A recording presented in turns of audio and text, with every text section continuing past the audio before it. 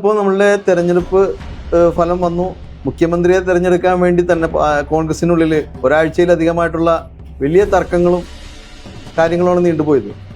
ഈ സന്ദർഭത്തിലാണ് മുഖ്യമന്ത്രിയായിട്ട് ഒരിക്കലും വി ഡി സതീശൻ വരരുത് എന്നുള്ള രീതിയിൽ ആശങ്ക അറിയിക്കുന്നൊരു അവസ്ഥ STPയുടെ ഭാഗത്തു നിന്നുണ്ടായതായിട്ട് അറിയുന്നുണ്ട്. അത്തരം ഒരു ആശങ്ക എന്തുകൊണ്ടാണ് പാർട്ടി എടുക്കാൻ കാരണം? അത്തരം ഒരു ആശങ്കക്ക് അടിസ്ഥാനമുണ്ടോ? അത് അങ്ങനെ വി ഡി സതീശൻ ഒരിക്കലും കേരളത്തിൻ്റെ മുഖ്യമന്ത്രിയായി വരുത് എന്നും STP നിലപാടെടുത്തിട്ടില്ല. അത് പറഞ്ഞത് ശരിയല്ല. പക്ഷെ നമ്മൾ ആശങ്ക പ്രകടിപ്പിച്ചിരുന്നു, അത് വസ്തുതയുമാണ്. എന്തുകൊണ്ട് ആശങ്ക പ്രകടിപ്പിച്ചെന്ന് ചോദിച്ചാൽ, STPയുടെ രാഷ്ട്രീയ നിലപാടുകളിൽ ഏറ്റവും പ്രസ്താവ്യമായ അല്ലെങ്കിൽ എല്ലാവരും ശ്രദ്ധിക്കപ്പെടുന്ന ഇന്ത്യ രാജ്യത്ത് അംഗീകരിക്കപ്പെടുന്ന നയമാണ്, അല്ലെങ്കിൽ എല്ലാവരാലും സ്വീകരിക്കപ്പെടുന്ന പാർട്ടിയുടെ നിലപാടാണ് BJPക്കെതിരെയുള്ള അതിൻ്റെ ശക്തമായൊരു സ്റ്റാൻഡ്. ഇന്ത്യ രാജ്യത്ത് ഫാസിസ്റ്റ് ശക്തികൾ അധികാരത്തിൽ വരുന്നതും അവരധികാരത്തിൽ തുടരുന്നതും ഇന്ത്യയിൽ ഒരു സാമൂഹ്യ നീതി നിലനിൽക്കുന്ന സാഹചര്യം ഇല്ലാതാവുമെന്ന ഉറച്ച വിശ്വാസവും അതോടൊപ്പം രാജ്യത്തെ മതന്യൂനപക്ഷങ്ങൾക്ക് വലിയ പ്രതിനിധി സൃഷ്ടിക്കുന്നുണ്ട് എന്ന തിരിച്ചറിവും, അത് ഒരു കേവലം നമ്മുടെ ഒരു അറിവല്ല, തിരിച്ചറിവാണ്. ആ തിരിച്ചറിവ് തന്നെ നമുക്ക് ഈ ഇന്ത്യ രാജ്യത്തിലെ സകലമായ ആളുകൾക്കും ബോധ്യമായതുമാണ്. അത് ക്രിസ്തീയ സമൂഹത്തിനെതിരെയുള്ള രാജ്യവ്യാപകമായ ആസൂത്രിതമായ ആക്രമണങ്ങൾ, കർണാടകത്തിലടക്കം ക്രിസ്തീയ ദേവാലയങ്ങളിൽ പ്രാർത്ഥനയ്ക്ക് അവസരം കൊടുക്കാതെ ഫാസിസ്റ്റുകൾ അഴിഞ്ഞാടിയത്, പിന്നെ ജാതിയുടെ പേരിൽ, മതത്തിൻ്റെ പേരിൽ, വസ്ത്രത്തിൻ്റെ പേരിൽ, വിശ്വാസത്തിൻ്റെ പേരിൽ, ഭക്ഷണത്തിൻ്റെ പേരിലൊക്കെ വേട്ടയാടപ്പെടുന്ന ഒരു സാഹചര്യം ന്യൂനപക്ഷങ്ങൾക്കുണ്ടായിരുന്നു, ഇപ്പോഴും ഉണ്ട് താനും. അപ്പം അതുകൊണ്ട് തന്നെ BJPക്കെതിരെയുള്ള പാർട്ടിയുടെ നിലപാട് വളരെ കണിശമാണ്, കർക്കശമാണ്. അത് എല്ലാവരാലും അംഗീകരിക്കപ്പെട്ട ഒരു യാഥാർത്ഥ്യമാണ്. സാമൂഹ്യ ജനാധിപത്യത്തിന് വേണ്ടി പ്രവർത്തിക്കുന്ന ഒരു പൊളിറ്റിക്കൽ പാർട്ടി നിലക്ക് സാമൂഹ്യ ജനാധിപത്യത്തിൻ്റെ ഏറ്റവും വലിയ അതിൻ്റെ ഒരു കമ്പോണൻ്റ് എന്ന് പറയുന്നത് സാമൂഹ്യ നീതിയും തുല്യനീതിയുമാണ്. ഈ തുല്യനീതി നിഷേധിക്കപ്പെടുന്ന ഒരു പശ്ചാത്തലത്തെ ഇല്ലാതാക്കുവാനുള്ള ശ്രമങ്ങളാണ് പാർട്ടി നടത്തിക്കൊണ്ടിരിക്കുന്നത്. അപ്പോൾ അതിൽ കേരളത്തിലെ പല ഘട്ടങ്ങളിലും വി ഡി സതീശൻ്റെ നിലപാട് ആശങ്ക ഉണ്ടാകുന്നതിൽ സംശയത്തിന് അവസരമുണ്ടാക്കുന്നതായിട്ട് നമുക്ക് ബോധ്യമായിട്ടുണ്ട്. അത് നേരത്തെ ഞാൻ പറഞ്ഞ ഈ തദ്ദേശ സ്വയംഭരണ സ്ഥാപനങ്ങളിലേക്കൊക്കെ ഉള്ള തിരഞ്ഞെടുപ്പിൽ BJP മാറ്റി നിർത്താൻ വേണ്ടി STP ശ്രമിച്ചപ്പോൾ ആ ശ്രമത്തെ പരാജയപ്പെടുത്തുകയും കോൺഗ്രസ്സുകാരനെ കൊണ്ട് രാജിവെപ്പിച്ച് അത് BJPക്കാരൻ്റെ കൈകളിലേക്ക് എത്തിക്കുകയും ചെയ്ത ഒരു നിലപാട് വി ഡി സതീശനെ കൊണ്ടുണ്ടായിരുന്നു. സ്വാഭാവികമായും കേരളത്തിൻ്റെ ഈ പശ്ചാത്തലത്തിൽ അദ്ദേഹത്തിൻ്റെ നിലപാടുകൾ അത് നമുക്ക് ഈ കേരളത്തിൽ ഇനിയും ആവർത്തിക്കുമോ എന്ന ഒരു ആശങ്കയുണ്ടായിരുന്നു. ആശങ്കയാണ് പങ്കുവച്ചത്. ആ ആശങ്ക ശരിയാണ് എന്ന് ഈ അദ്ദേഹം മുഖ്യമന്ത്രിയായ ഒന്നാം നാൾ തൊട്ട് നമുക്ക് ബോധ്യമാവുകയാണ്. ഒന്നാം നാൾ തൊട്ട് ആദ്യത്തെ തന്നെ സംഭവം, അദ്ദേഹം സത്യപ്രതിജ്ഞ ചെയ്യുമ്പോൾ സത്യപ്രതിജ്ഞാ ചടങ്ങിൽ വന്ദേ മാതരം മുഴുവനായി അതിൻ്റെ 6 സ്റ്റാൻസും ചൊല്ലുന്ന ഒരു സാഹചര്യം. അദ്ദേഹം പറയുന്നത് അത് ഗവർണറുടെ ഈ ഗവർണർ ആരാണ്? അദ്ദേഹം തന്നെയാണ് തമിഴ്നാട്ടിലെ മുഖ്യമന്ത്രിയാകുന്ന സമയത്തും ചുമതല ഉണ്ടായിരുന്നത്. അവിടെ അത് ചെയ്യിപ്പിച്ചിട്ടാണ് അദ്ദേഹം ഇവിടെ വരുന്നത്. പിന്നെ BJP ഗവർണർമാർ എന്തൊക്കെ ചെയ്യുമ്പോൾ എല്ലാവർക്കും അറിയാം, വളരെ തുറന്ന പുസ്തകമല്ലേ. ഈ BJP ഗവർണർമാർ സ്വാഭാവികമായും RSS ആയിട്ട് നടപ്പിലാക്കാൻ ശ്രമിക്കും. അതേക്കുറിച്ച് ധാരണ ഉണ്ടാവണമല്ലോ. അങ്ങനെ അതേക്കുറിച്ച് ധാരണ ഇല്ലാത്ത, വിവരമില്ലാത്തൊരു മുഖ്യമന്ത്രി അല്ലല്ലോ വി ഡി സതീശൻ. എന്താണ് RSS എന്നറിയാം. ഗോൾവാൾക്കറെ മുമ്പിൽ പോയി അതിൻ്റെ ചിത്രത്തിന് മുമ്പിൽ പുഷ്പാർച്ചന നടത്തി, അല്ലെങ്കിൽ അതിന് മെഴുകുതി തെളിയിച്ച് അതിന് വിധേയത്വം പ്രകടിപ്പിച്ച വി ഡി സതീശനെ സംബന്ധിച്ചിടത്തോളം RSSൻ്റെ അജണ്ടകളും അവരുടെ ആശയവും അവരുടെ പ്രത്യയശാസ്ത്രവും അറിയാത്ത ഒരാളല്ല. ഇന്ത്യ രാജ്യത്ത് വിവിധ സമയങ്ങളിൽ നമുക്കറിയാം, ഇതൊരു മനസ്സിലാക്കേണ്ട വളരെ പ്രധാനപ്പെട്ട ഒരു വസ്തുത, വന്ദേ മാതരം ആനന്ദമഠം എന്ന ഒരു നോവലിലെ ഒരു കവിതയാണത്. അത് ഇന്ത്യ സ്വാതന്ത്ര്യം കിട്ടുന്നതിന് മുമ്പ് തന്നെ ഇന്ത്യയുടെ ദേശഭക്തി ഗാനമാകണമെന്ന് താല്പര്യം പ്രകടിപ്പിച്ചതാണ്. അന്ന് തന്നെ കോൺഗ്രസ് അതിനെതിർത്തതാണ്. പണ്ഡിറ്റ് ജവഹർലാൽ നെഹ്റു 1937 കോൺഗ്രസ് ഔദ്യോഗികമായി ഈ വന്ദേ മാതരം, അതിൻ്റെ 6 ചരങ്ങളുണ്ട്, 6 സ്റ്റാൻസുകളുണ്ട്. ഈ 6 സ്റ്റാൻസുകളും ഒന്നിച്ച് ചെല്ലുന്നത് ഇന്ത്യയിലെ മതന്യൂനപക്ഷങ്ങൾക്ക് അവരുടെ വിശ്വാസവുമായി ബന്ധപ്പെട്ടതും അവരോടൊക്കെ വൈകാരികമായി അതിനോട് പ്രതികരിക്കേണ്ടതായി വരികയും അവരെയും കൂടി ഉൾക്കൊള്ളുന്ന ഒരു രാജ്യമല്ല എന്ന ഒരു തോന്നൽ ഈ വന്ദേ മാതരത്തിലുണ്ട് എന്ന് തിരിച്ചറിവ് കൊണ്ടാണ് പണ്ഡിറ്റ് ജവഹർലാൽ നെഹ്റു 1937 കോൺഗ്രസ് സമ്മേളനത്തിൽ അസന്നിഗ്ധമായി പറഞ്ഞത് വന്ദേ മാതരത്തിന് 6 സ്റ്റാൻസും ദേശഭക്തി ഗാനമാക്കരുതെന്ന് തീരുമാനിച്ചത്. ആ തീരുമാനത്തിന്റെ അടിസ്ഥാനത്തിൽ 2 സ്റ്റാൻസ് ചെല്ലിയാൽ മതിയെന്ന് തീരുമാനമാണ്. ആ തീരുമാനം പലപ്പോഴും ലംഘിക്കപ്പെട്ടിട്ടുണ്ട്. അത് ആരാ ലംഘിച്ചിട്ടുള്ളത്? RSകാരാ ലംഘിച്ചിട്ടുള്ളത്. അതേ RSSന്റെ താല്പര്യങ്ങൾ സംരക്ഷിക്കപ്പെടുന്ന ഒരു ഗവർണർ ഇവിടുത്തെ സത്യപ്രതിജ്ഞാ ചടങ്ങുകൾക്ക് നേതൃത്വം കൊടുക്കുമ്പോൾ അങ്ങനെ ഉണ്ടാകുന്നു എന്നതിനെക്കുറിച്ച് സ്വാഭാവികമായി സ്വീഡിഷ് അന്വേഷിക്കണമായിരുന്നു. ഞാനത് ബോധരയില്ല എന്ന് പറഞ്ഞത് പച്ചക്കള്ളമാണ്. അത് ഒരിക്കലും നമുക്ക് ഉൾക്കൊള്ളാൻ കഴിയുന്നില്ല. അതിനെക്കുറിച്ച് ബോധമുണ്ടാകേണ്ടത് തന്നെയാണ്. അപ്പോൾ സ്വാഭാവികമായും ഈ 6 സ്റ്റാൻസും അവിടെ ചൊല്ലുന്നത് ഇവിടുത്തെ മതന്യൂനപക്ഷങ്ങൾക്ക് ആശങ്കയുളവാക്കുന്നുണ്ട്. കാരണം അത് വളരെ ബീഭത്സമായ ഒരു ഒരു ഒരു വംശീയ ധ്വംസനത്തിൻ്റെ ഒരു ആശയമാണ് പ്രതിഫലിപ്പിക്കുന്നത്. അപ്പോൾ അദ്ദേഹം മുഖ്യമന്ത്രിയായ 1-ാം നാൾ തന്നെ ഈ വന്ദേ മാതരം അതിൻ്റെ 6 ചരങ്ങളും ഒന്നിച്ച് ചൊല്ലിയത് അദ്ദേഹത്തിൻ്റെ ഞങ്ങൾ എന്താണോ ആശങ്കപ്പെട്ടത് അത് ശരിയാണെന്ന് ബോധ്യപ്പെടുകയാണ്. ഒന്ന്, പിന്നെ നമുക്കറിയാം ഇപ്പോൾ അദ്ദേഹത്തിൻ്റെ സെക്രട്ടറിയായി നിയോഗിച്ചത് കേരളത്തിലെ ഇലക്ഷൻ കമ്മീഷനായി പ്രവർത്തിച്ച രത്തൻ യു കേൽക്കറെയാണ് പേഴ്സണൽ സെക്രട്ടറി. അദ്ദേഹത്തിൻ്റെ പ്രിൻസിപ്പൽ സെക്രട്ടറിയായി നിയമിച്ചത് ഇലക്ഷൻ കമ്മീഷനെ. ഈ ഇലക്ഷൻ കമ്മീഷനെ കുറിച്ചുള്ള നിരന്തരമായ ആരോപണങ്ങൾ ഉണ്ടായിരുന്നു. കോൺഗ്രസ് തന്നെയും SIRമായി ബന്ധപ്പെട്ടും ഒക്കെ അദ്ദേഹത്തിന്റെ നിലപാടിൽ ശരിയല്ല എന്ന് കേരളത്തിന്റെ പ്രസ്താവന ഇറക്കിയിട്ടുണ്ട്. BJPയുടെ സീല് ഉണ്ടായിരുന്നു. പിന്നെ അവിടെ BJP ഇലക്ഷൻ കമ്മീഷന്റെ സർക്കുലറിൽ ഇലക്ഷൻ കമ്മീഷന്റെ സീലിന് പകരം BJPയുടെ സീല് കുത്തിയിരുന്നു. ആ സീല് കുത്തിയത് വളരെ ശക്തമായി കോൺഗ്രസ് എതിർത്തതാണ്.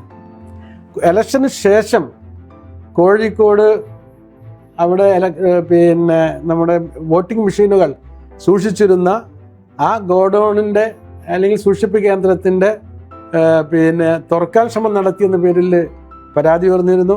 അവിടെ മുസ്ലിം ലീഗിൻ്റെ വളണ്ടിയർമാർ പിന്നെ കാവലിരുന്നു. വലിയ വിവാദമായിരുന്നു. കേസുണ്ട് അത് സംബന്ധിച്ച്. ഇതൊക്കെ നടത്തിയത് BJPക്ക് വേണ്ടിയാണ് എന്നന്ന് കോൺഗ്രസ് പറഞ്ഞതാണ്. മാത്രമല്ല ഇലക്ഷൻ കമ്മീഷന്റെ പല നിലപാടുകളിലും നമുക്കറിയാം അത് BJPക്ക് അനുകൂലമായ ചില നിലപാടുകൾ എടുത്തിട്ടുണ്ട്. സംശയം വേണ്ട ആ കാര്യത്തിൽ. അങ്ങനത്തെ ഒരാളെ അദ്ദേഹം പ്രിൻസിപ്പൽ സെക്രട്ടറി വെക്കുകയാണ്. നമ്മളിവിടെ മനസ്സിലാക്കേണ്ട കാര്യം എന്താ വെച്ചാൽ ഇതേ അനുഭവം പശ്ചിമ ബംഗാളിൽ സുബേന്ദു അധികാരിയുടെ അദ്ദേഹം മുഖ്യമന്ത്രി ആയപ്പോൾ അവിടുത്തെ ഇലക്ഷൻ കമ്മീഷനെ അദ്ദേഹം ചീഫ് സെക്രട്ടറിയായി നിയോഗിച്ചു. അന്ന് രാഹുൽ ഗാന്ധി പറഞ്ഞത് ഇത് ബിഗ് തെഫ്റ്റിനുള്ള ബിഗ് റിവാർഡാണ് എന്നാണ്. ഏറ്റവും വലിയ കൊള്ള നടത്തിയ ആൾക്ക് ഏറ്റവും വലിയ റിവാർഡ് കൊടുക്കുന്നു എന്നാണ്. രാജ്യത്തെ ഇലക്ഷൻ കമ്മീഷനെ കുറിച്ച് കോൺഗ്രസിന്റെ പൊതു നിലപാട് അത് അതിൻ്റെ നീതിയിൽ നിന്ന് ഒരുപാട് പുറകോട്ട് പോയിട്ടുണ്ട്. ഇലക്ഷൻ കമ്മീഷൻ വിശ്വാസ്യത നഷ്ടപ്പെടുത്തിയിട്ടുണ്ട്. പല ഘട്ടങ്ങളിലും അതുണ്ട് എന്നുള്ളത് വളരെ വസ്തുതാപരമായ സത്യവുമാണ്. ആ സത്യത്തിൻ്റെ കൂടെയാണ് കോൺഗ്രസ് ഉള്ളത്. ആ ഇലക്ഷൻ കമ്മീഷന്റെ ഭാഗം തന്നെയാണ് കേരളത്തിലെ ഇലക്ഷൻ കമ്മീഷനും. ആ ഇലക്ഷൻ കമ്മീഷനെ സ്വന്തം സെക്രട്ടറി ആയിട്ടാണ് VD സതീശൻ നിശ്ചയിക്കുന്നത്. അപ്പോൾ ഇപ്പോൾ അതിനെക്കുറിച്ച് ഒരു കൗണ്ടർ വന്നുകൊണ്ടിരിക്കുന്നത് ഈ ഇലക്ഷൻ കമ്മീഷന് അദ്ദേഹം ഇലക്ഷൻ കമ്മീഷനാകുന്നതിന് മുമ്പ് പല സമയങ്ങളിൽ കേരള ഗവൺമെന്റ് പിണറായി സർക്കാർ പല തസ്തികകൾ നിയമിച്ചിട്ടുണ്ടല്ലോ എന്നാണ്. കേന്ദ്ര ഗവൺമെന്റ് നൽകുന്ന ഒരു IAS ഉദ്യോഗസ്ഥനെ കേരള സംസ്ഥാന ഗവൺമെന്റ് പല വകുപ്പുകളും നിശ്ചയിക്കും. അത് അസ്വാഭാവികതയില്ല. അതിന് VD സതീശൻ തന്നെ അദ്ദേഹത്തെ വേറെ വകുപ്പിൽ സെക്രട്ടറി ആക്കിയാൽ കുഴപ്പമില്ല. പക്ഷെ ഇത് എവിടെയാണ് അദ്ദേഹം പോസ്റ്റ് ചെയ്യുന്നത്? അദ്ദേഹത്തിന് സെക്രട്ടറിയാണ്. അവിടെയാണ് പ്രധാന പ്രശ്നം. അദ്ദേഹം ഇലക്ഷൻ കമ്മീഷന് മാറി വേറെ ഏതെങ്കിലും വകുപ്പ് കൊണ്ടുപോയി വ്യവസായ വകുപ്പ് പ്രിൻസിപ്പൽ സെക്രട്ടറിയോ അതല്ലെങ്കിൽ ഏതെങ്കിലും പ്രധാനപ്പെട്ട വകുപ്പിനെ പ്രിൻസിപ്പൽ സെക്രട്ടറിക്ക് മാറ്റിയത് അതൊരു പ്രശ്നമല്ല, സ്വാഭാവികമായ നടപടിക്രമമാണ്. ഇവിടെ അതല്ല, അദ്ദേഹത്തിന്റെ പേഴ്സണലായ കാര്യങ്ങൾ കൂടി ശ്രദ്ധിക്കപ്പെടുന്നു. അല്ലെങ്കിൽ മുഖ്യമന്ത്രിയുടെ പ്രിൻസിപ്പൽ സെക്രട്ടറി എന്ന് പറയുന്നത് കുറച്ചുകൂടി മുഖ്യമന്ത്രിയുമായി ഏറ്റവും അടുത്ത് ഇടപഴകി, അല്ലെങ്കിൽ ആ പല നടപടികളും നമുക്കറിയാം. സർക്കാർ ഉദ്യോഗസ്ഥന്മാർ, IAS എല്ലാ കാര്യങ്ങളും, മൈന്യൂട്ട് കാര്യങ്ങളൊന്നും മുഖ്യമന്ത്രിയുടെ അഭിപ്രായം ചോദിച്ചുകൊണ്ടൊന്നും ഉണ്ടാവില്ല. ഒരു പൊതു പോളിസിയുടെ ഭാഗമായ ഒരു നിലപാടെടുത്ത് മുന്നോട്ട് പോകും. അപ്പൊ അത്തരം നിലപാടുകളൊക്കെ എടുക്കുമ്പോൾ ഇവരുടെ താല്പര്യങ്ങൾ അവിടെ നേലിക്കും, സ്വാഭാവികമാണത്. അപ്പോൾ അതിന് സ്വാതന്ത്ര്യം കൊടുത്തുകൊണ്ടാണ് അദ്ദേഹം അത് ചെയ്തത് എന്നുള്ളത് ഒരു നിസ്സാര കാര്യമായി നമുക്ക് കാണാൻ കഴിയില്ല. അതിന് എന്ത് തരത്തിലുള്ള വ്യാഖ്യാനം നൽകിയാലും, അതിന് എന്ത് അവരുടെ സോഷ്യൽ മീഡിയ ഹാൻഡിലുകൾക്ക് നൽകുന്ന ഈ മെഴുകലൊക്കെ കേവലം എന്താ പറയുക, ഒരു തരം വ്യർത്ഥമായ അല്ലെങ്കിൽ അവിശ്വസനീയമായ കാര്യങ്ങളാണ്. നമ്മൾ ഒന്നുകൂടി അതിൽ പറയേണ്ട കാര്യം, ഈ ഇലക്ഷൻ കമ്മീഷനെ അദ്ദേഹം പ്രിൻസിപ്പൽ സെക്രട്ടറി, അദ്ദേഹത്തെ സെക്രട്ടറിയാക്കി മാറ്റുന്നതോടുകൂടി അദ്ദേഹം എന്ത് മെസ്സേജാണ് കേരളീയ സമൂഹത്തിന് കൊടുക്കുന്നത്? ഒന്നുകിൽ ഈ ഇലക്ഷൻ കമ്മീഷന്റെ നിലപാടുകളോട് കോൺഗ്രസിന്റെ നിലപാട് ശരിയല്ല എന്നാണ് ഒന്നുകിൽ, അല്ലെങ്കിൽ കോൺഗ്രസിന്റെ നിലപാടുകൾക്ക് വിരുദ്ധമായി VD സതീശൻ അദ്ദേഹത്തിൻ്റെതായ ചില നിലപാടുകൾ ഈ കേരളത്തിൽ ഇംപ്ലിമെന്റ് ചെയ്യാൻ പോകുന്നു എന്ന ഒരു മെസ്സേജാണ്. ഇത് രണ്ടാലൊരു മെസ്സേജാണ്. ഇത് കേരളീയ സമൂഹത്തിന് അപകടകരമായ സന്ദേശമാണ് നൽകുന്നത്.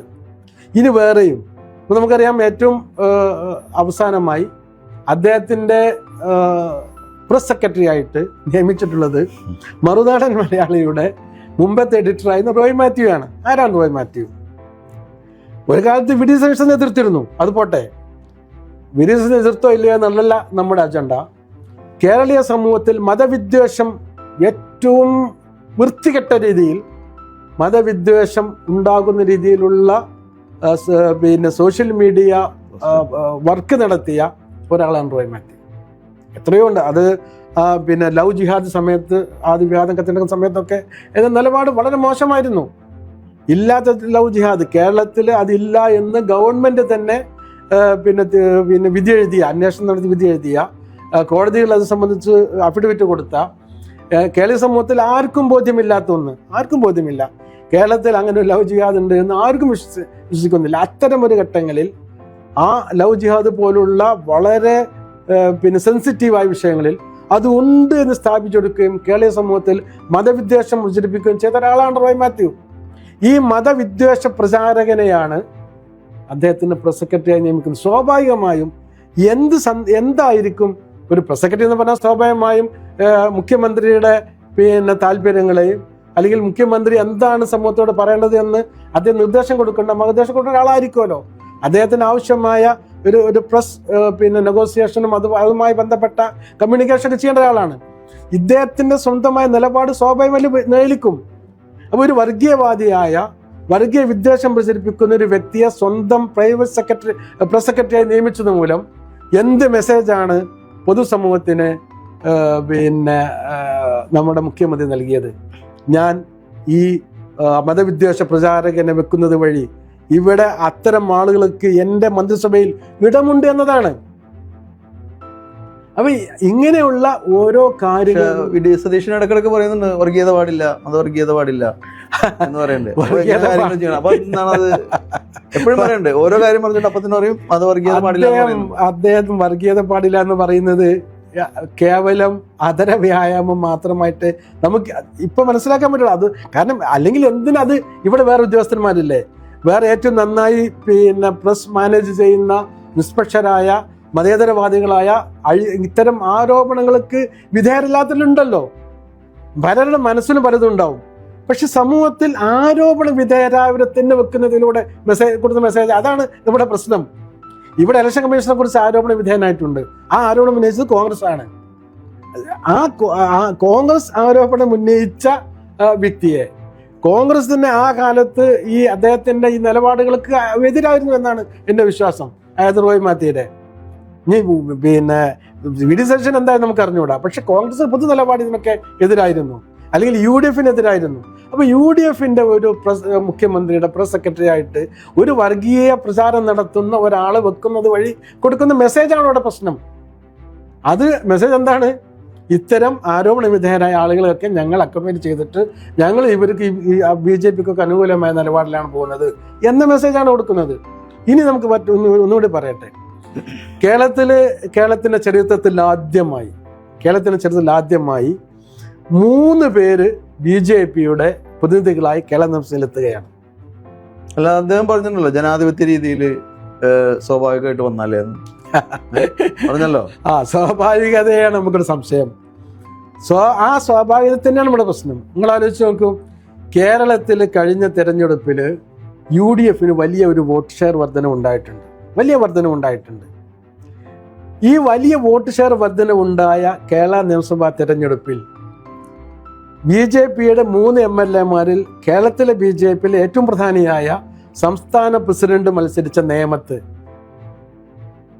ആ നേമത്ത് കോൺഗ്രസിന്റെ വോട്ട് ശതമാനം താഴ്ത്തോട്ട് പോയിട്ടുണ്ട്. എന്ത് സ്വാഭാവികതയാണത്? കേരളത്തിലെ മൊത്തം തെരഞ്ഞെടുപ്പ് പ്രക്രിയയിലും കോൺഗ്രസ് മുന്നണിക്ക് UDFന് വലിയ വോട്ട് ഷെയർ വർധന ഉണ്ടായിട്ട് പോലും നേമത്ത് എന്തുകൊണ്ട് കോൺഗ്രസിന് വോട്ട് കുറഞ്ഞു? 7000 വോട്ടാണ് നേമത്ത് മുൻ തെരഞ്ഞെടുപ്പിൽ കിട്ടിയതിനേക്കാളും വോട്ട് കുറഞ്ഞത് കോൺഗ്രസിന്. ഇത് സ്വാഭാവികമാണെന്ന് വിശ്വസിക്കാൻ നമ്മൾ അത്ര നിഷ്കളങ്കരല്ല കേരളീയ സമൂഹം. രാജീവ് ചന്ദ്രശേഖർ ഒരു BJPക്കാരനൊന്നുമല്ല, അദ്ദേഹം നല്ലൊരു ബിസിനസ്സുകാരനാണെന്ന് പറഞ്ഞത് VD സതീശനാണ്. അപ്പോൾ അദ്ദേഹത്തെ പോലുള്ള വ്യക്തികൾ നിയമസഭയിൽ എത്തേണ്ടതെന്ന് തുറന്നു പറഞ്ഞ ആളാണ്. അങ്ങനെയാണെങ്കിൽ പിന്നെ കേരളത്തിലെ ഏറ്റവും വലിയ ബിസിനസ്സുകാരൻ MA യൂസഫ് അലിയും അതുപോലെ രവി പിള്ളയും അതുപോലെ കൊച്ചേസഫ് ചില്ലപ്പള്ളിയും കേരളത്തിലെ വലിയ ബിസിനസ്സുകാരാണല്ലോ. അങ്ങനെയാണെങ്കിൽ രവി പിള്ളയെയോ കൊച്ചേസഫ് ചില്ലപ്പള്ളിയെയോ അതല്ലെങ്കിൽ യൂസഫ് അലിയെയാണ് നിയമസഭയിൽ എത്തിക്കേണ്ടത്. അങ്ങനെ വ്യവസായ പ്രമുഖരല്ല നടത്താനല്ല. അദ്ദേഹം ഒരു വ്യവസായ പ്രമുഖൻ എന്നതിലപ്പുറത്തേക്ക് ആകാതിരിക്കാം. അതുപോലെ വിവാദമാണ് രാജീവ് ചന്ദ്രശേഖർ. അദ്ദേഹത്തിന്റെ അമോഷനിൽ നിന്നും അദ്ദേഹം അത് പിടിച്ച് അദ്ദേഹത്തിന്റെ വ്യവസായ സാമ്രാജ്യം ഉണ്ടാക്കിയത് ഒരു അട്ടിമറിയിൽ പിടിച്ചെന്ന് പറയുന്നത്. ഞാൻ അതിലേക്ക് പോകുന്നില്ല, അത് വേറെ അധ്യക്ഷനാണല്ലോ. അല്ല, ഞാൻ അതിലേക്ക് പോകുന്നില്ല. നമ്മുടെ പ്രശ്നം എന്താ വെച്ചാൽ അദ്ദേഹം BJPയുടെ സംസ്ഥാന പ്രസിഡന്റാണ്. ആ സംസ്ഥാന പ്രസിഡന്റ് മത്സരിച്ച് വിജയിച്ചിടത്താണ് ഈ 7000 വോട്ട് കോൺഗ്രസിന് കുറയുന്നത്. അപ്പോൾ ഒരു സ്വാഭാവികമായ ഒരു ജനാധിപത്യ വിജയമല്ല BJPയുടേത്. BJP കേരളത്തില് മത്സരിച്ച മണ്ഡലങ്ങളിൽ ശരിക്ക് ഒരു പരിശോധന നടത്തിയാൽ സീരിയസ് ആയ ഗൗരവതരമായ മത്സരം നടത്തിയത് 60 സീറ്റുകളിലാണ്. അതുപോലെ തന്നെ അവരുടെ NDAയിലെ സഖ്യകക്ഷികളായ BDJSഉം അതുപോലെ 2020 ഒക്കെ മത്സരിച്ച മണ്ഡലങ്ങളിൽ പല മണ്ഡലങ്ങളിലും BJPക്ക് ആ NDA സ്ഥാനാർത്ഥിക്ക് വോട്ട് കുറവാണ്. അവിടെ വോട്ട് കുറവായി എങ്കിൽ ആ വോട്ട് ആരുടേതാണ് വോട്ട് കുറവാണ്. സ്വാഭാവികമായി BDJS മത്സരിക്കുമ്പോൾ അവരുടെ വോട്ട് കുറയാൻ സാധ്യതയില്ല. 2020 വോട്ട് കുറയാൻ സാധ്യതയില്ല. പിന്നെ ആരെ വോട്ടാ അവർ കുറഞ്ഞ വോട്ടുണ്ടാവുക? BJPയുടേതാണ്. അപ്പൊ അങ്ങനെ ഒരു ഡീൽ എവിടെയോ നടന്നിട്ടുണ്ട്, BJPയുമായ ഒരു ഡീല്. അത് നമുക്കത് ബോധ്യമാണ് ഒരു കാര്യം. കേരളത്തിൽ ഇലക്ഷന്റെ 1ാം നാൾ തൊട്ട് VD സതീശൻ പറഞ്ഞ ഒരു ഡീലുണ്ട്, BJP UDF ഡീല് എന്ന്. BJP LDF ഡീല് എന്ന്. അത് പറഞ്ഞത് തന്നെ ഒരു സ്വാഭാവികമായി ചർച്ച വഴിതിരിച്ചു വിട്ടതാണ് നമ്മൾ മനസ്സിലാക്കണം. അപ്പൊ ഇങ്ങനെയുള്ള കാര്യങ്ങൾ അവിടെ നടക്കുന്നുണ്ട്. അതുകൊണ്ട് തന്നെ അതൊരു സ്വാഭാവിക വിജയമല്ല. അത് മാത്രം ഞാൻ പറയാൻ ഉദ്ദേശിച്ചത്, ഈ 3 വിജയത്തെ നിസ്സാരവൽക്കരിച്ചു കേരളീയ സമൂഹം അങ്ങേയറ്റം അപകടകരമായ ഒന്നായിട്ടാണ് കാണുന്നത്. എന്തുകൊണ്ടാണെന്ന് ചോദിച്ചാൽ, ഇന്ത്യയിലെ ജനാധിപത്യത്തെ ധ്വംസിക്കുന്ന അതിൻ്റെ ജനാധിപത്യപരമായ അതിൻ്റെ ആ സത്തയെ അല്ലെങ്കിൽ അതിൻ്റെ ആ സൗന്ദര്യത്തെ നശിപ്പിച്ച ഒരു പാർട്ടിയാണ് BJP. നമുക്കറിയാം, ഗോവയിൽ 2 സീറ്റിൽ ജയിച്ച BJPയെ അവിടെ അധികാരത്തിലേക്ക് എത്തിച്ച എന്ന് വെച്ചാൽ MLAമാരെ പൈസ കൊടുത്ത് കച്ചവടം ചെയ്ത, രാഷ്ട്രീയ കച്ചവടം നടത്തിയ, അത് കർണാടകത്തിലുണ്ടായിട്ട് നമുക്കറിയാം. അങ്ങനത്തെ ഒരു BJPക്ക് ഇവിടെ കുറച്ച് സീറ്റ് കിട്ടുന്നു എന്നുള്ളത് ഇവിടുത്തെ ഒരു അപകടകരമായ സൂചനയാണ് നമുക്ക് നൽകുന്നത്. അപ്പൊ അത്തരം സൂചനകൾക്ക് അവസരം കൊടുക്കുന്ന ഒരു റിസൾട്ട് ഉണ്ടായിട്ട് അതിന് VD സതീശൻ വളരെ മഹത്വവൽക്കരിച്ചുകൊണ്ട് അവരും ജനാധിപത്യ പാർട്ടിയാണ്. BJP ഒരു ജനാധിപത്യ പാർട്ടി എന്നുള്ള അപ്പുറത്തേക്ക് ഒരു ഫാസിസ്റ്റ് ശക്തിയാണ് എന്നുള്ളത് ഈ കോൺഗ്രസിന്റെ നിലപാടാണ്. ആ നിലപാടിന് വിരുദ്ധമായാണ് VD സതീശൻ പറയുന്നത്. അപ്പൊ ഇങ്ങനെ നമ്മൾ ഇത് നോക്കുന്ന ഒരു ഇപ്പൊ അതിന് വേറൊന്നും നമ്മൾ ആലോചിച്ച് നോക്കൂ. SDP അദ്ദേഹം ഒരു ആശങ്ക പ്രകടിപ്പിച്ച എന്ന് പറഞ്ഞ പ്രസ്താവനയ്ക്ക് ശേഷം നടന്ന സംഭവം, ഇലക്ഷൻ റിസൾട്ടിന് തൊട്ട് മുമ്പ് പിന്നെ വി ഡി സതീശൻ ഒരു ഫ്ലൈറ്റ് ചാർട്ടർ ചെയ്തിട്ട് പിന്നെ മംഗലാപുരം പോയി. ഇവിടുന്ന് 4 മണിക്കൂർ കൊണ്ട് പിന്നെ വന്ദേ മാതരം പോലെ ട്രെയിനിൽ എത്താവുന്ന ദൂരത്തേക്കാണ് പിന്നെ വി ഡി സതീശൻ സ്ഥിരമായി ഫ്ലൈറ്റിൽ ചാർട്ടർ ചെയ്തൊന്നല്ലല്ലോ പോലെ. അയാൾക്ക് ഇവിടുന്ന് പിന്നെ സ്വാഭാവികമായി യാത്ര ചെയ്യാൻ പറ്റാവുന്ന വന്ദേ മാതരം പോലെ നല്ല മനോഹരമായ വേഗം കൂടി ട്രെയിനുകളുണ്ട്. അതൊക്കെ മാറ്റി നിർത്തി ഒരു ഫ്ലൈറ്റ് ചാർട്ടർ. അയാൾ മുഖ്യമന്ത്രിയല്ല. മുഖ്യമന്ത്രിയാണെങ്കിൽ ഈ പറഞ്ഞതിനൊക്കെ ഒരു ന്യായം ഉണ്ടാവും. അയാൾ മുഖ്യമന്ത്രി ആയിട്ടില്ല. ഇലക്ഷന് റിസൾട്ടിന് 2 ദിവസം മുമ്പ്, റിസൾട്ടിന് തൊട്ട് മുമ്പാണ് ഇത് പോകുന്നത്. UDF വരും എന്നുള്ളത് പൊതുസമൂഹത്തിന് ബോധ്യം അപ്പോഴും വന്നിട്ടില്ല. പല പിന്നെ 11ഓളം വരുന്ന ദേശീയ പിന്നെ തലത്തിലുള്ള ഏജൻസികളൊക്കെ സർവേയിൽ ഇത് ഒരു ടഗ് ഓഫ് റിസൾട്ട് ആയിരിക്കും ഉണ്ടാവാന്ന്, ഒരു എഡ്ജിലായിരിക്കും ആര് വരുന്നതൊക്കെ കൊണ്ടിരിക്കുന്ന ഘട്ടത്തിലാണ് അദ്ദേഹം ഈ യാത്ര ചെയ്യുന്നത്. ആ യാത്ര ചെയ്ത് അവിടെ ചെന്നിട്ട് അദ്ദേഹം കാണുന്നത് കോൺഗ്രസ് നേതാക്കന്മാരെ അല്ല. കർണാടക ഭരിക്കുന്നത് കോൺഗ്രസ് ആണ്. അവിടുത്തെ മുഖ്യമന്ത്രിയായോ ഉപമുഖ്യമന്ത്രിയായോ PCC പ്രസിഡന്റിനെയോ ബന്ധപ്പെടാതെ NDA നേതാക്കന്മാരെ ബന്ധപ്പെടുന്നു. അതിലും അപ്പുറമുള്ള നമ്മൾ മനസ്സിലാക്കേണ്ട ഒരു ഡേഞ്ചർ, അവിടെ അദാനിയുടെ പിന്നെ ഗ്രൂപ്പ് ലീഡർ അദ്ദേഹം പോയി കാണുകയാണ്. ആരാണ് അദാനി? ഇന്ത്യ രാജ്യത്ത് കോൺഗ്രസ് പാർട്ടി, പ്രത്യേകിച്ചും രാഹുൽ ഗാന്ധി അദാനി BJPയുടെ ഒരു പിന്നെ ബിനാമിയാണ് എന്ന അർത്ഥത്തിൽ തന്നെ അദാനിയുടെ പിന്നെ ഈ രാജ്യത്തെ അവരുടെ ഈ വ്യാവസായിക സാമ്രാജ്യം വളർത്തുന്നതിൽ ദുരൂഹതയുണ്ട് എന്ന് പലവരും പറഞ്ഞ രാഹുൽ ഗാന്ധി ഇത് അടച്ചാക്ഷേപിച്ച ആ അദാനിയുടെ ഗ്രൂപ്പ് ലീഡറെയാണ് അവിടെ പോയി കാണുന്നത്. എന്ത് മെസ്സേജാണ് VD സതീശൻ കേരളീയ സമൂഹത്തിന് നൽകുന്നത്? ഇവിടെ നമുക്കറിയാം, നമുക്കൊരു ചില ആശങ്കകളുണ്ട്. കേരളം വലിയ റിസോഴ്സസിൻ്റെ ഒരു സ്റ്റേറ്റാണ്, വലിയ പിന്നെ ഖനിജങ്ങളുടെ സ്റ്റേറ്റാണ്, പ്രത്യേകിച്ചും കരിമണൽ പോലുള്ള സംഗതികൾ. നമ്മൾ വളരെ ശക്തമായി ഭയപ്പെടുകയാണ്. ഇപ്പം നിലവിൽ കേരളത്തിൽ ഏറ്റവും ലാഭകരമായി വർക്ക് ചെയ്യുന്ന പൊതുമേഖലാ സ്ഥാപനം എന്ന് പറയുന്നത് KMML ആണ്. ആ KMMLന്റെ പ്രധാനപ്പെട്ട ഒന്ന് കരിമണലുമായി ബന്ധപ്പെട്ട വർക്കാണ്. അത് അദാനി ഗ്രൂപ്പിലേക്ക് വഴിമാറി പോകുന്ന ഒരു സാഹചര്യം കേരളത്തിൽ ഉണ്ടാകുമെന്ന് നിങ്ങൾ എഴുതി വെച്ചോ. അത് കേരളത്തിന്റെ റിസോഴ്സ് കോർപ്പറേറ്റ് മുതലാളിമാർക്ക് തീരെഴുതാനുള്ള ഒരു കച്ചവടത്തിന്റെ ഒരു കച്ചവടത്തിന്റെ ഒരു ചീത്ത വാസന നമുക്ക് ഇതിൽ കാണാൻ കഴിയുന്നുണ്ട്, നമുക്ക് അനുഭവിക്കാൻ കഴിയുന്നുണ്ട്, നമുക്ക് കാത്തിരുന്ന് കാണാം. അപ്പോൾ പറഞ്ഞു വരുന്നത്, ഈ കോൺഗ്രസ് എതിർക്കുന്ന പിന്നെ അദാനി ഗ്രൂപ്പിനെ പോയി കാണുന്നു. കോൺഗ്രസിന്റെ മുഖ്യ ശത്രുവായ BJPയുടെയും NDA നേതാക്കന്മാരെയും പിന്നെ സതീശൻ മംഗലാപുരത്തേക്ക് ചാർട്ടേഡ് ഫ്ലൈറ്റിൽ പോയി കാണുന്നു. പിന്നെ അവർക്ക് അനുകൂലമായ രീതിയിൽ കാര്യങ്ങൾ വന്ദേ മാതരം ചൊല്ലാൻ അവസരം കൊടുക്കുന്നു. പിന്നെ വർഗീയവാദികളായ വിദ്വേഷ ആളുകളെ സെക്രട്ടറിയെ നിയമിക്കുന്നു. BJPയുടെ പിന്നെ കൂട്ടുകച്ചവടത്തിൽ പങ്കാളികളാണ് എന്ന് കോൺഗ്രസ് വിശേഷിപ്പിക്കുന്ന ഇലക്ഷൻ കമ്മീഷൻ അടക്കമുള്ള ആളുകളെ സ്വന്തം സെക്രട്ടറിയാക്കുന്നു. ഇങ്ങനെ ഈ കേരള സമൂഹത്തിന് അരോചകമായി തോന്നുന്ന കാര്യങ്ങൾ ചെയ്തുകൊണ്ടിരിക്കുമ്പോൾ തന്നെ എന്താണോ SDPI ഈ മുഖ്യമന്ത്രി തീരുമാനിക്കുന്നതിന് മുമ്പ് ആശങ്ക പ്രകടിപ്പിച്ചത്, ആ ആശങ്ക ശരിയാണ് എന്ന് സാക്ഷ്യം വയ്ക്കുകയാണ് ഈ നടപടിക്രമങ്ങൾ. അല്ല, അപ്പോൾ ഇവിടെ VD സതീശൻ മുഖ്യമന്ത്രിയാവണമെന്ന് ഏറ്റവും കൂടുതൽ ആവശ്യപ്പെട്ടത് UDFന്റെ ഏറ്റവും പ്രമുഖ ഘടകകക്ഷിയായ മുസ്ലിം ലീഗാണ്. മുസ്ലിം ലീഗിനെ സംബന്ധിച്ചിടത്തോളം ഇത്തരം ആശങ്കകളില്ലേ?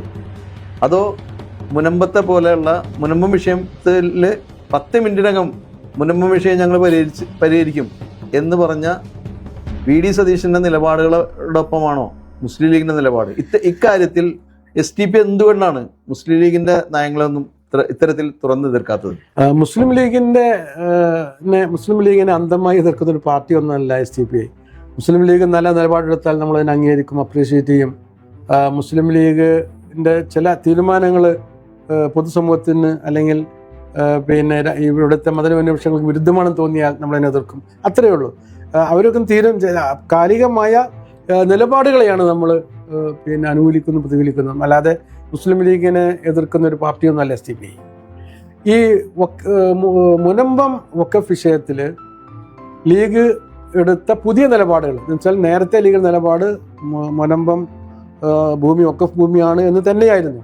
മുസ്ലിം ലീഗിന്റെ സംസ്ഥാന ജനറൽ സെക്രട്ടറി ആയിരുന്ന KPA മജീദ് MLA വളരെ കൃത്യമായി അത് പ്രഖ്യാപിച്ചതാണ്. നിയമസഭയിൽ തന്നെ പറഞ്ഞതാണ്.